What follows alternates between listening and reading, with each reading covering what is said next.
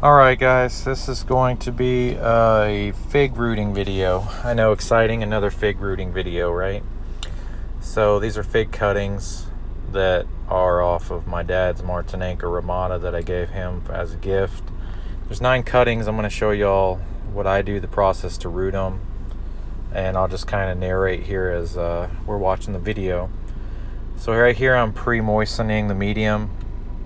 A lot of guys do it in a bucket and just get it all wet at the same time. I don't know, this is just how I did it. Usually I will moisten it all at the same time and then put it in the cups.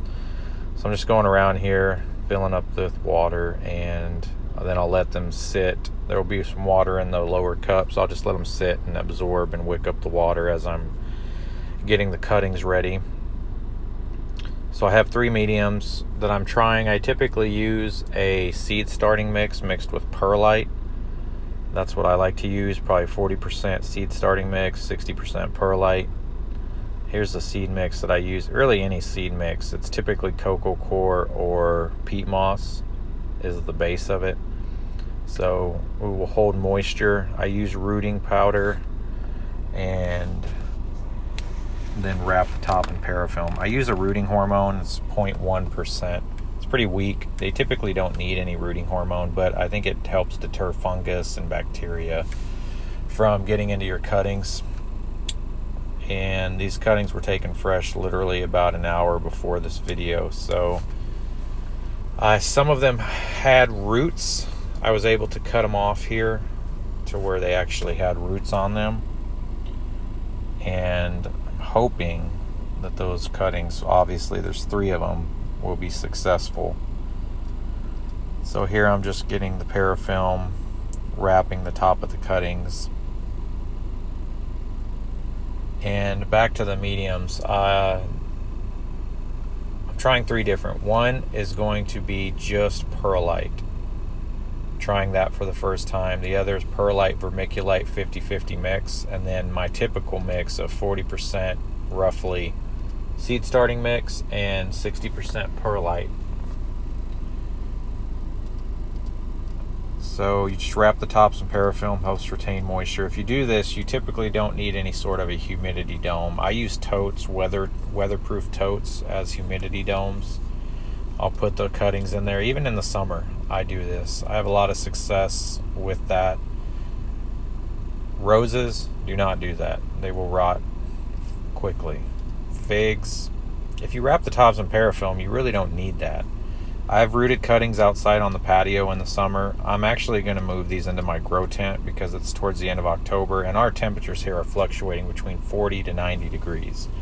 And that fluctuation in temperatures, although it won't kill a cutting, it shocks your plants. Even my mature plants, the leaves are curling. They're getting shocked by just the drastic temperature swings. So here's one of the rooted cuttings that I'm potting up here, getting in the mix, packing the soil down lightly, tops wrapped in parafilm. And sorry for the bad angle. I have 3 kids, so I have to try to do this as quick as possible. I don't have a whole lot of extra time to root cuttings, so I'm just going to try to make this video and try to get it as quickly as possible. I like my videos to be kind of short and sweet. This is going to be a little bit longer. There's a little bit better shot of the top wrapped in parafilm. I'm not a parafilm master, so parafilm is tricky. The key to it is stretching it without breaking it. Stretching it is what causes it to stick to itself. So you just want to wrap the top as well as you can. When the buds break, they will break through the parafilm. Parafilm breaks really easy, so don't worry about trapping your buds under the parafilm because you're not going to. They will break through that parafilm easy. The parafilm over time dries out, cracks, and typically falls off, or you can just peel it off once the buds have broken. It's up to you. There's another one with some roots on it. This was the second one that I was potting up that had some roots. There were 3. One of the 3 had tiny roots, but you never know. Maybe those roots will continue to take. Typically, I like to try to do at least 2 nodes or 3 if possible, depending on the size of the cutting. This particular one had 3. I do score the bottom of them You know, that's another thing people debate, that is it necessary or not. This is just what I do. Now, I will say that I have scraped the bottom a little too high or a little too deep, and I think that's the reason the cutting rotted. I had 2 identical raspberry latte cuttings I did this to. I scraped one a little too deep, and same medium mixed at the same time, potted up at the same time, and one of them rotted completely. The other is in my grow tent right now, just flourishing, several sets of leaves, big root structure. So the difference between the two is I scraped one too deep. I'm 100% sure that that's why it rotted. I don't think it was overwatering. But on the topic of watering, when you're watering cuttings, I think the trick to cuttings is, and Mike says this in his videos, I'm sure if you watch plant videos, you're seeing Mike, I think it's Mike Kincaid, do not water your cuttings. That is going to rot them. So what is going to happen if you water your cuttings? And here on a side note, this is me prepping some of the cups. I'd use the I saw this before it was, I picked up this name, but I like the name Peekaboo cups. Cup in a cup so you can see what's going on. So back to the watering, sorry. If you overwater your cutting, it will rot. If you underwater your cutting, what's going to happen? The worst case scenario, it will not root. Will it dry out? Most likely not, because it's down into the medium. It's going to keep it from drying out.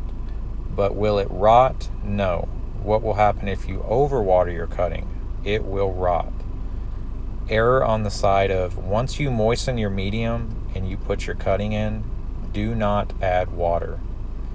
If you pull your cup out and the medium is gone from a dark brown to a light brown, that does not necessarily mean that the medium in the center of that cup where the cutting is dry.